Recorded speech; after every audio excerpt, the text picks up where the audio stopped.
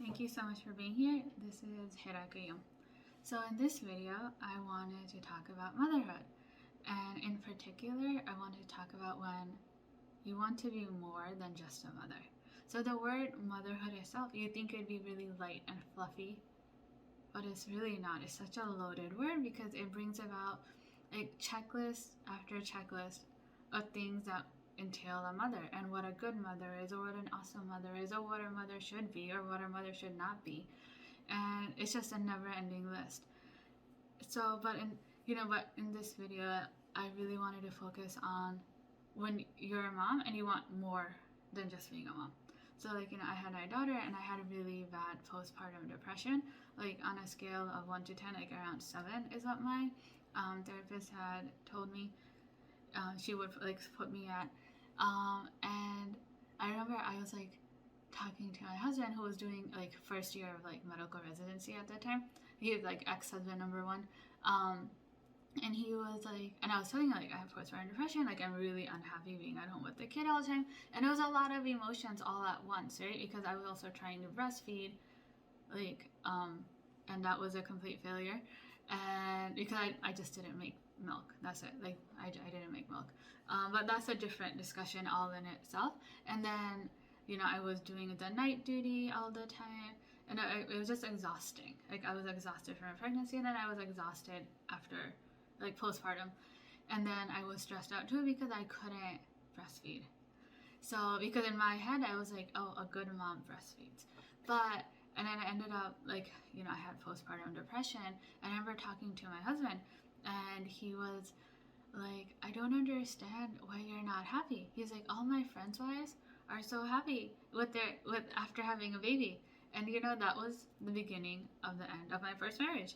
I'm not your friend's wife.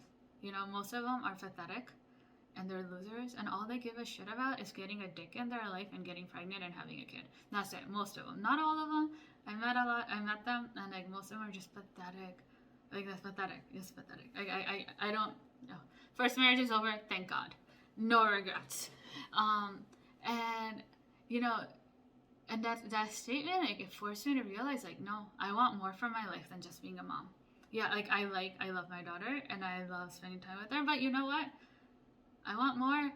Sorry, hugs and kisses and night duty and cleaning up poopy clothes and washing the bottles is great, but I want more. That's it. I just want more. I want to focus on my health. I want to focus on my career. I want to do other things in my life. I want to meet with my friends. I want to be not with the kid. I'm into yoga, and then there were these mom and me yoga classes, and I never ended up going to them because I just want to do yoga without the kid, and it's just so interesting that as moms, we put ourselves into these roles and we lose ourselves in the role of motherhood.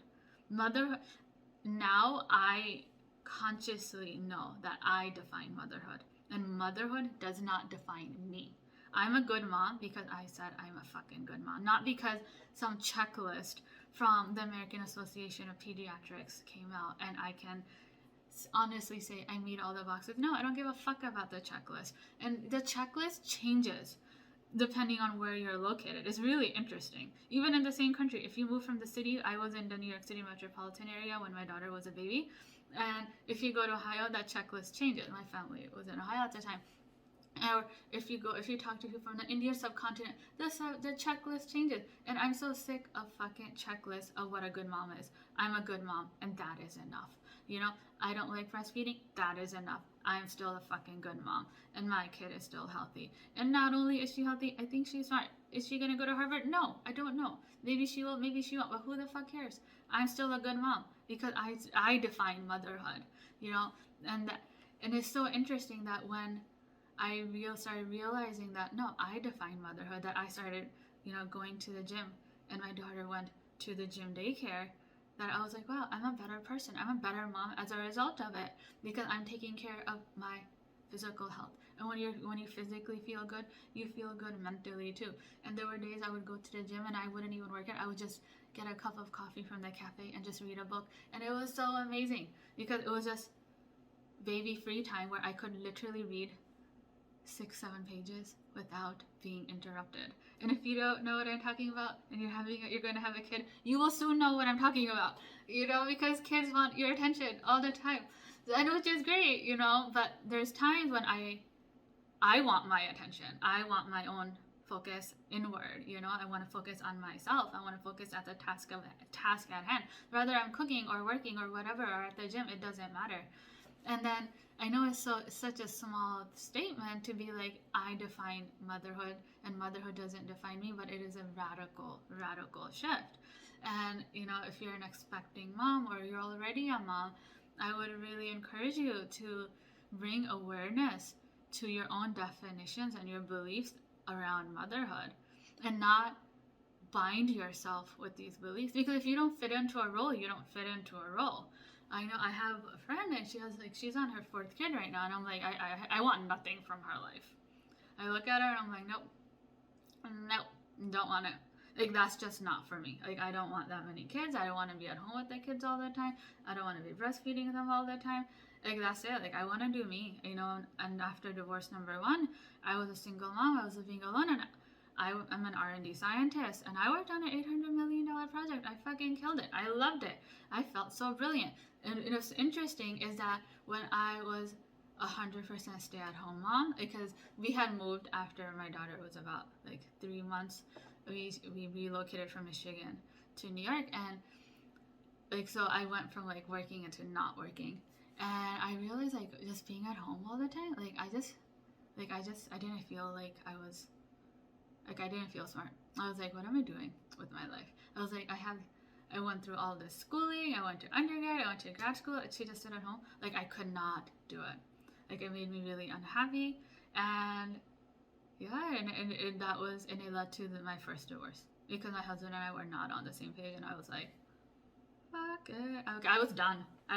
By the end of my marriage was great in the beginning, but by the end, it was a no marriage, because I had mentally checked out. I was no longer present. My husband will be like, oh, we did so and so. And I was like, I don't remember. Because I was so checked out that there are even parts of the end of my marriage where I don't remember things. Because I was no longer present. I was just waiting for the divorce. The course were going to open and I was going to get a divorce. But what I want to say is that what I ended up doing was I forced myself into a cookie cutter of motherhood that it was a collection, a checklist from things I picked up in school, culturally, or things I read about when I was pregnant. I was like, all these things make me the best mom possible. You know what kids really want? They just want happy parents, whether you're a mom or a dad or even an uncle or an aunt. They just want happy people around them. It's really interesting. That's what they want. They don't need a fucking checklist. My daughter, when she was a baby, she used to love running around in her little diaper. If you don't even put clothes on them, they're perfectly okay. It's really funny. You think that they need all this shit, or that you need to do all this shit for them, or that Mozart makes babies smart. Well, do you like Mozart? Because my brother doesn't like Mozart. He doesn't give a shit about Mozart. I care for classical music, but I prefer the piano, just piano music. So then why would you put on Mozart? It's really it's such a small example, but we put ourselves into these cookie cutters and this checklist that I need to do this for my kid to thrive. If you give your kids happy environments, and if you're just a happy person, your kids will thrive, because that is what they do. They just thrive. Does that make sense? I know it's almost radical, because we don't have to bang things into place. And what I'm just saying, don't bang yourself into place. Happy moms equal happy kids. And if you're an adult and you're listening to this, think about your own childhood. Weren't you happy in that home when your parents were happy, when your mother was happy? Isn't that simple? And it took me it took me years to come to this conclusion that no, when I'm happy, I'm a good mom. And it was another thing, I started aviation when my daughter was 5. Yeah, she was 5, and that's when I started aviation. And I remember my mom was like, girls your age don't go to aviation school. She was like, you're not at an age to go to aviation school. And you know what? It was a fuck it conversation. In my head, I was like, I don't care what you think. Because I didn't fit into my mom's cookie cutter of motherhood, right? In her mind, A woman that already has kids shouldn't be switching careers. She shouldn't be doing aviation. And my mom even said, like, girls your age have more kids. And in my head, I was like, this is a fucking conversation. And not that I started to, I was like, I don't want them.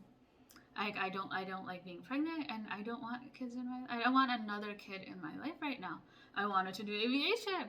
And it was amazing. Like, I did aviation, and then I would talk to my daughter about it, and she would get excited about it because she knew I was excited about it. And it was so cool. And one time I even took her to my where I would fly planes at the airport, and I took her into the plane, and she loved it. You know, is you inspire people through your action. You know, you want your kids to thrive, then thrive yourself, right? And they will learn by your action. Words are cheap and words are empty. Kids will pick up on your action, your energy, before they pick up on your words. And if your words and your actions are contrary, like they're going in opposite directions, then your words mean nothing. And you know this from your own experience, your own childhood, right? I remember, like, my first job was at the movie theater, and I had a friend. She was like, my dad wants me to clean the dishes all the time. And she had the house, like, her dad made the rule. If you have put dishes in the sink, you need to clean them, like, put them away. So everyone cleaned up after themselves. And it was ironic that she was like, but my dad doesn't clean up after himself. So, like, then what happened was that kids stopped doing it. They were like, well, dad doesn't do it. He's the one that made up this rule. So, like, and it was just such a small example, but, like, you can extrapolate it to so many different areas of just child rearing, right? So you need to align yourself with your own beliefs. And if your beliefs aren't serving you, if they don't feel good to you, if they feel like bondage, like my idea of when my daughter was a baby of motherhood was bondage for me. Literally, I felt like I was in at times I felt like I was in a straitjacket, you know, because I didn't fit that role. I wanted more from my life than just being a stay-at-home mom. That's it. And if that makes me a bad mom in my mom's book or in like someone else's book, oh well, amen, then I guess I'm a bad mom in your book. But you know what? I know I'm a fucking happy mom. I know that when I am happy, I'm having a great time with not only with my kid, but everyone I'm with. Rather it's at home or at the gym or at the grocery store or even at work. Like, I'm thriving because I'm aligned with myself.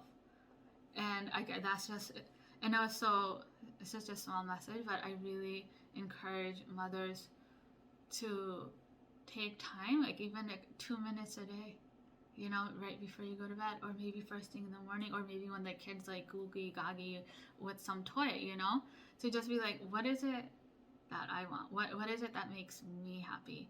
And then slowly start changing your beliefs, because you don't need to be someone you're not.